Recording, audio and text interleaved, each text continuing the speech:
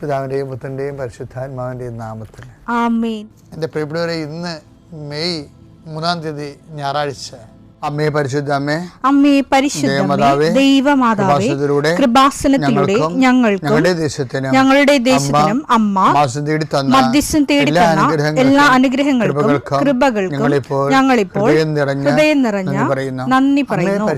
അമ്മേ പരിശുദ്ധമേ, ദൈവമാതാവേ, 2004 ഡിസംബർ 7 ഉച്ചകഴിഞ്ഞ് 2:30 കൃപാസനത്തിൽ സംഭവിച്ച അമ്മയുടെ പ്രത്യക്ഷപ്പെടലിനെ കുറിച്ച് തിരുസഭയ്ക്ക് സമർപ്പിച്ചിരിക്കുന്ന പഠനരേഖകളുടെ മേൽ സഭാത്മകമായ പഠനം ആരംഭിക്കുവാൻ ഞങ്ങൾ പ്രാർത്ഥിക്കുന്നു. അമ്മേ പരിശുദ്ധമേ, ഭൂസ്വർലോകങ്ങളുടെ രാജ്ഞിയായ അങ്ങേയ്ക്ക് ഭൗമസംരക്ഷണത്തിനായി പ്രപഞ്ചപ്രകൃതിയെ തന്നെ തിരുസഭ പ്രതിഷ്ഠിക്കുവാൻ ഈ പ്രത്യക്ഷീകരണം വഴി ഇടയാക്കണമേ. പരിശുദ്ധമേ, ജപമാല മാതാവേ, സകല കൃപാസനം പ്രാർത്ഥനയോടും ചേർത്ത് ഞങ്ങളിപ്പോൾ പ്രാർത്ഥിക്കുന്ന ഈ കുടുംബത്തിന്റെ പ്രത്യേക നിയോഗം പറ മക്കളെ.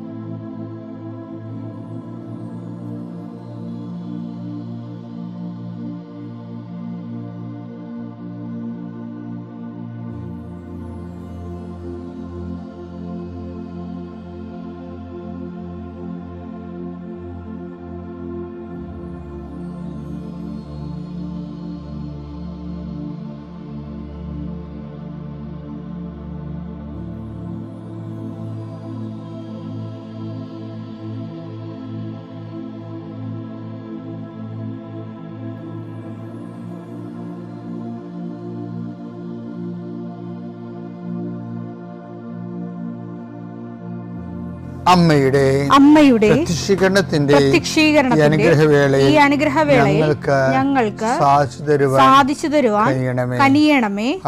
ആമേൻ. വിശ്വാസ പ്രമാണം. സർവശക്തനായ പിതാവും ആകാശത്തിന്റെയും ഭൂമിയുടെയും സൃഷ്ടാവുമായ ദൈവത്തിൽ ഞാൻ വിശ്വസിക്കുന്നു. അവിടുത്തെ ഏകപുത്രനും ഞങ്ങളുടെ കർത്താവുമായ ഈശോ മിശിഹായിലും ഞാൻ വിശ്വസിക്കുന്നു. ഈ പുത്രൻ പരിശുദ്ധാത്മാവിനാൽ ഗർഭസ്ഥനായി കന്യകാമറിയത്തിൽ നിന്ന് പിറന്ന് പൊന്തിയോസ് പീലാത്തോസിന്റെ കാലത്ത് പീഡകൾ സഹിച്ച് കുരിശിൽ തറയ്ക്കപ്പെട്ട് മരിച്ച് അടക്കപ്പെട്ട് പാതാളങ്ങളിൽ ഇറങ്ങി മരിച്ചവരുടെ ഇടയിൽ നിന്ന് 3-ാം നാൾ ഉയർത്ത് സ്വർഗത്തിലേക്ക് എഴുന്നള്ളി സർവശക്തിയുള്ള പിതാവായ ദൈവത്തിന്റെ വലതുഭാഗത്തിരിക്കുന്നു. അവിടെ നിന്ന് ജീവിക്കുന്നവരെയും മരിച്ചവരെയും വിധിക്കുവാൻ വരുമെന്നും ഞാൻ വിശ്വസിക്കുന്നു. പരിശുദ്ധാത്മാവിലും ഞാൻ വിശ്വസിക്കുന്നു. വിശുദ്ധ കത്തോലിക്കാ സഭയിലും പുണ്യവാന്മാരുടെ ഐക്യത്തിലും പാപങ്ങളുടെ മോചനത്തിലും ശരീരത്തിന്റെ ഉയർപ്പിലും നിത്യമായ ജീവിതത്തിലും ഞാൻ വിശ്വസിക്കുന്നു. ആമേൻ. സ്വർഗ്ഗസ്ഥനായ ഞങ്ങളുടെ പിതാവേ, അങ്ങയുടെ നാമം പൂജിതമാകണമേ. അങ്ങയുടെ രാജ്യം വരണമേ. അങ്ങയുടെ തിരുമനസ് സ്വർഗത്തിലെ പോലെ ഭൂമിയിലും ആകണമേ. അന്നു വേണ്ടുന്ന ആഹാരം ഇന്ന് ഞങ്ങൾക്ക് തരണമേ. ഞങ്ങളോട് തെറ്റ് ചെയ്യുന്നവരോട് ഞങ്ങൾ ക്ഷമിക്കുന്നത് പോലെ ഞങ്ങളുടെ തെറ്റുകൾ ഞങ്ങളോടും ക്ഷമിക്കണമേ. ഞങ്ങളെ പ്രലോഭനത്തിൽ ഉൾപ്പെടുത്തരുതേ, തിന്മയിൽ ഞങ്ങൾ രക്ഷിക്കണമേ. ആമേൻ. നന്മ നിറഞ്ഞ മറിയമേ, സ്വസ്തി. കർത്താവ് അങ്ങയുടെ കൂടെ സ്ത്രീകളിൽ അങ്ങ് അനുഗ്രഹിക്കപ്പെട്ടവളാകുന്നു. അങ്ങയുടെ ഉദരത്തിൻ ഫലമായി ഈശോ അനുഗ്രഹിക്കപ്പെട്ടവനാകുന്നു. പരിശുദ്ധ മറിയമേ, തമ്പുരാന്റെ അമ്മേ, പാപികളായ ഞങ്ങൾക്ക് വേണ്ടി ഇപ്പോഴും ഞങ്ങളുടെ മരണസമയത്തും തമ്പുരാനോട് അപേക്ഷിക്കണമേ. ആമേൻ. കർത്താവേ, നിന്റെ ഉന്നതമായ നാമത്തിന് സ്തോത്രം ചെയ്യുന്നു. കർത്താവേ, നിന്റെ വിശുദ്ധ പൗരോഹിത്യത്തെ മഹത്വപ്പെടുത്തണമേ. കർത്താവ്, ഈ പ്രഭാതത്തിലെ അങ്ങയുടെ മക്കളെ കാത്തു കൊതിച്ചിരിക്കുകയാണ് ഈശോയെ. നിന്റെ വലതുകരത്തിൻ്റെ ഒരാശീർവാദം കിട്ടാൻ വേണ്ടി. കർത്താവേ, ഇന്ന് യാത്രക്കൊരുങ്ങുന്ന ഓരോ മക്കളുണ്ട്. ഓരോ ഉദ്യമങ്ങളിലൂടെ മനസ്സിൽ വിചാരിച്ചുകൊണ്ട് പോണവരുണ്ട്. ഓരോ ലക്ഷ്യങ്ങൾ മനസ്സിൽ വെച്ച് പോകുന്നവരുണ്ട്. കർത്താവേ, നിന്റെ തിരുമുറുവാർന്ന് ആണിപ്പെടുതാന്ന് വലതുകരം മക്കളുടെ ശിരസ് വെക്കണമേ. അവർ പോകുന്നിടത്തേക്കല്ല, നീ പോകുന്നിടത്തേക്കെല്ലാം ഞാൻ നിൻ്റെ കൂടെ വരുമെന്ന് കർത്താവ് അങ്ങ് പറഞ്ഞിട്ടുണ്ടല്ലോ ഈശോയെ. അങ്ങയുടെ സഞ്ചാര സാന്നിധ്യം അങ്ങയുടെ മക്കളുടെ കൂടെ ഉണ്ടായിരിക്കണമെന്ന് പ്രാർത്ഥിക്കുന്നു. കർത്താവേ, ഉദ്യോഗത്തിൻ്റെ കാര്യത്തിന് വേണ്ടി പോകുന്നവരുണ്ട്, പഠന കാര്യങ്ങൾക്ക് വേണ്ടി പോകുന്നവരുണ്ട്, ജീവിത വ്യാപാരങ്ങൾക്ക് സാമ്പത്തിക കാര്യങ്ങൾക്ക് വേണ്ടി പോകുന്നവരുണ്ട്, ജോലി സംബന്ധമായ കാര്യങ്ങൾക്ക് വേണ്ടി പോകുന്നത് അവരുടെ എല്ലാം കർത്താവിൻ്റെ തിരുസേന സമർപ്പിക്കുന്നു. ടെസ്റ്റ്, ഇൻ്റർവ്യൂ, പരീക്ഷ, അതുപോലെ ഏജൻസി, ക്രയവിക്രയങ്ങൾ, ജീവിതമാർഗങ്ങൾ, വിദൂര യാത്രകൾ, അങ്ങനെ ബന്ധുത്വം മുറക്ക് പോകുന്ന വിവാഹയാത്രകൾ, ഈശോയെ എവിടെയെല്ലാമൊക്കെ പോകുന്നു അവിടെയെല്ലാം അങ്ങയുടെ മക്കളുടെ കൂടെ നീ ഉണ്ടാകണമേ എന്ന് പ്രാർത്ഥിക്കുന്നു. ഇന്നത്തെ മുഴുവൻ യാത്രകളിൽ കർത്താവ് നിൻ്റെ കൂടെ ഉണ്ടാവുകയും മാതാവ് നിൻ്റെ വലതുകരം ഗ്രഹിക്കുകയും സഞ്ചാരി മാതാവ് രാത്രി നീ തിരികെ വരുമ്പോൾ നിന്നെ ആരോഗ്യത്തോടെയും സമാധാനത്തോടെയും സുരക്ഷിതമായി ദൈവം നിന്നെ തിരികെ എത്തിക്കുകയും ചെയ്യട്ടെ. നിത്യം പിതാവും പുത്രനും പരിശുദ്ധാത്മാവും സുരക്ഷിത നീക്കുവാണ്. എൻ്റെ പ്രിയപ്പെട്ടവരെ, പിന്നെ കഴിഞ്ഞ ദിവസമേ എൻ്റെ ഒരു സുഹൃത്ത് അച്ഛൻ ഇവിടെ വന്നിട്ടുണ്ടായിരുന്നു, പ്രദീപ് അച്ഛൻ. അദ്ദേഹം അവിടെയാണ്, ഇസ്രയേലിലാണ്. അപ്പം അദ്ദേഹമാണ് അവിടെ ഇസ്രയേലിൽ ധ്യാനിപ്പിക്കാൻ വേണ്ടി എന്നെ ഒരു 5-8 മാസം മുമ്പ് കൊണ്ടുപോയായിരുന്നു. അപ്പം ഞാനവിടെ പത്രോസ് ഇസ്രയേലി മെഡിറ്ററേനിയൻ സമുദ്രത്തിൻ്റെ കിഴക്കേക്കരയാണെന്ന് തോന്നുന്നത്. പത്രോസ് താമസിച്ച സ്ഥലമുണ്ട്, യോപ്പ. അപ്പം നമ്മുടെ അവിടെ ആ വീട്ടിലാണ് ഞാൻ താമസിച്ചത്. അത് ഒരു ആശ്രമമാണ് ഇപ്പോഴും. ആ ആശ്രമത്തിലാണ് ഞാൻ താമസിച്ചത് ഒരു 4 ദിവസം പ്രാർത്ഥനാപൂർവ്വം. അപ്പോൾ ആ യോപ്പ, അതിനെക്കുറിച്ച് ബൈബിളിൽ പറയുന്നുണ്ട്. നടപടി പുസ്തകം 11:5 എടുത്തേ. ഞാൻ യോപ്പ നഗരത്തിൽ പ്രാർത്ഥിച്ചുകൊണ്ടിരിക്കുമ്പോൾ അപ്പോൾ എനിക്ക് ദിവ്യാനുഭൂതിയിൽ ഒരു ദർശനമുണ്ടായി. സ്വർഗത്തിൽ നിന്ന് വലിയ വിരിപ്പ് പോലെ ഒരു പാത്രം 4 കോണിലും പിടിച്ച് ഇറക്കുന്നത് ഞാൻ കണ്ടു. അത് എന്റെ അടുത്ത് വന്നു. ഞാൻ സൂക്ഷിച്ചു നോക്കിയപ്പോൾ അതിൽ ഭൂമിയിലെ 4 കാലികളെയും വന്യമൃഗങ്ങളെയും ഇഴജന്തുക്കളെയും ആകാശപ്പറവകളെയും കണ്ടു.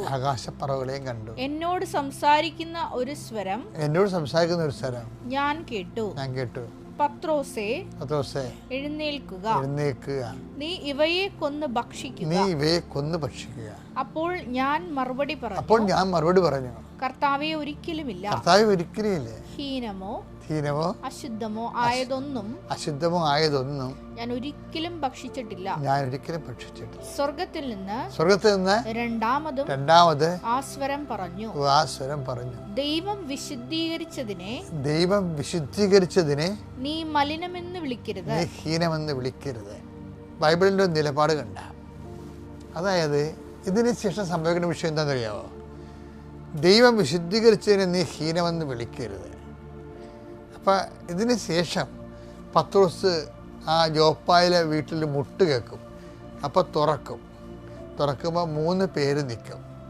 അപ്പോൾ എന്താ വന്നെന്ന് ചോദിക്കും. അപ്പോൾ കെസ്രയിലേക്ക് വന്ന് അങ്ങ് ഞങ്ങളോട് കർത്താവിനെക്കുറിച്ച് പറയണമെന്ന് പറയും. അപ്പോൾ അവരോട് ഒരു ശങ്കയുമില്ലാതെ ഈ ദർശനത്തിൻ്റെ വെളിച്ചത്തിൽ, കെസറിയ യഹൂദന്മാരുടെ സ്ഥലമല്ലായിരുന്നു, അത് വിജാതിയുടെ സ്ഥലമാണ്. അപ്പോൾ പക്ഷേ പത്രോസ് ഈ ദർശനത്തിന് മുമ്പാണെങ്കിൽ പോകത്തില്ല. കാര്യം എന്താണ്? വിജാതിയർ, ഹീനജാതികളെന്നുള്ളതാണ് ഈ യഹൂദൻ കണക്കാക്കിയിരിക്കുന്നത്. യഹൂദന്മാരുടെ ഒരു കണക്കതാണ്. ഇപ്പം തന്നെ ബെൻ മെനേഷെ എന്നും പറഞ്ഞ്, മനാസെ എന്നും പറഞ്ഞ് മണിപ്പൂരിൽ നിന്ന് കുറേ യഹൂദന്മാർ ഇപ്പം ഇസ്രയേലിലേക്ക് പോകുന്നില്ലേ? പോയി. അവർ 250 പേര് പോയി.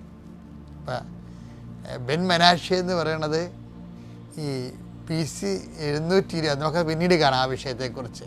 ഞാൻ ജസ്റ്റ് സൂചിപ്പിച്ചതേ ഉള്ളൂ. അപ്പം ഇങ്ങനെ യഹൂദന്മാർ മറ്റുള്ളവരെ കാണുന്നത് ഹീനജാതിയായിട്ടാണ്. അതാണ് ഈ പത്രോസ് പറയണത്. അപ്പോൾ ദൈവം ഉടനെ പത്രോസിനെ തിരുത്തും. ആരും ഹീനജാതി എന്ന് കാണരുതെന്ന് പറയും. പക്ഷേ എന്താ വിഷയം വെച്ചാൽ ഇത് യഹൂദന് ഇത് തലയെ പിടിച്ച സാധനമാണ്. എന്താണ്? അവർ മാത്രം സവർണർ, മറ്റുള്ളവരെല്ലാം ഹീനജാതി എന്ന്.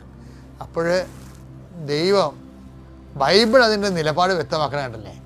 എല്ലാ ജാതികളെയും കൊണ്ടുവന്ന് പത്രോസ് മുമ്പിൽ കൊണ്ടുവന്ന്. അപ്പോൾ പത്രോസ് പറഞ്ഞ്, I will not take it. പറഞ്ഞ നിനക്ക് ഇത് ഇവരെ ഇവരുടെ കാര്യം ഏറ്റെടുക്കാൻ മുന്നോട്ട് പോകാൻ പറ്റത്തില്ല. കാര്യം എന്താണ്?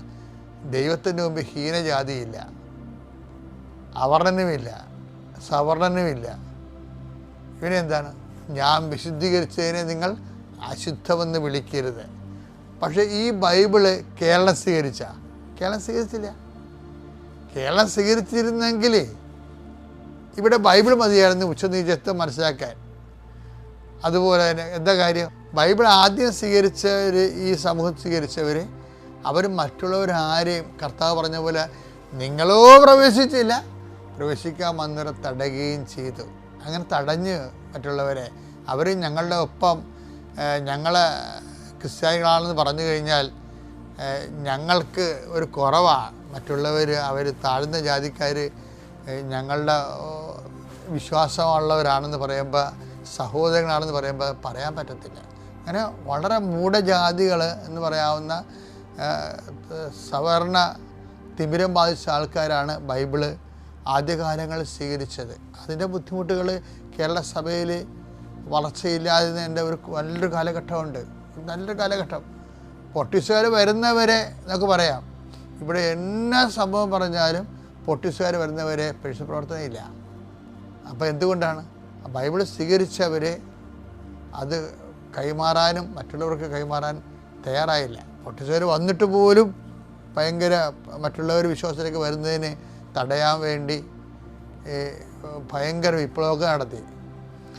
നമ്മൾ കൂനംകുരിശെന്നൊക്കെ പറഞ്ഞ് വിപ്ലവം എന്ന് പറഞ്ഞാലും അത് വിദേശ മേൽക്കോയ്മയ്ക്കെതിരെയുള്ള ചെറുത്തുനിൽപ്പെന്നൊക്കെ പറഞ്ഞാലും ലത്തീൻ സഭയിലെ മത്സ്യത്തൊഴിലാളികൾ ഉൾപ്പെടെയുള്ള ആൾക്കാർ ലത്തീൻ സഭയിലേക്ക് വന്ന് ദൈവത്തിന് വേണ്ടി, ദൈവരാജ്യത്തിൻ്റെ എല്ലാ തരത്തിലുള്ള മത്സ്യങ്ങളെ പിടിക്കാൻ ദൈവരാജ്യത്തിൻ്റെ വലയിറക്കിയവർ വന്നപ്പോൾ ആണ് ഇവിടെ പ്രശ്നമായത്.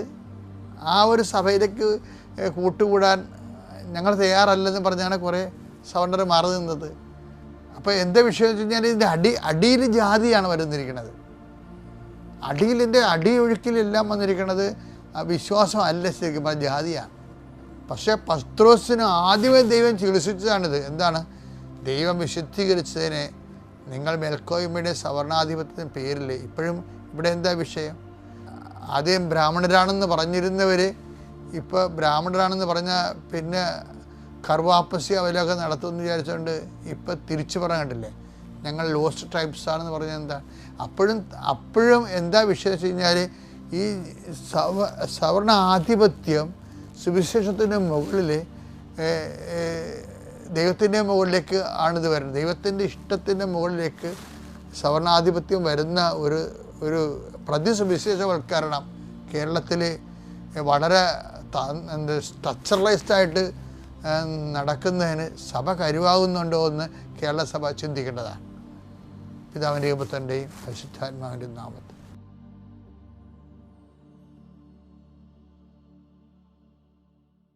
അത്യപൂർവ ദൈവാനുഭവങ്ങൾ ഇനി നിങ്ങൾക്കും സ്വന്തം. ഈ യൂട്യൂബ് ചാനൽ ഇതുവരെ സബ്സ്ക്രൈബ് ചെയ്തിട്ടില്ലെങ്കിൽ ഇപ്പോൾ തന്നെ സബ്സ്ക്രൈബ് ചെയ്യുക. ഈ വീഡിയോ ഇപ്പോൾ തന്നെ നിങ്ങളുടെ സുഹൃത്തുക്കൾക്ക് ഷെയർ ചെയ്തുകൊണ്ട് കർത്താവിൻ്റെ പ്രേക്ഷിതരാകുക.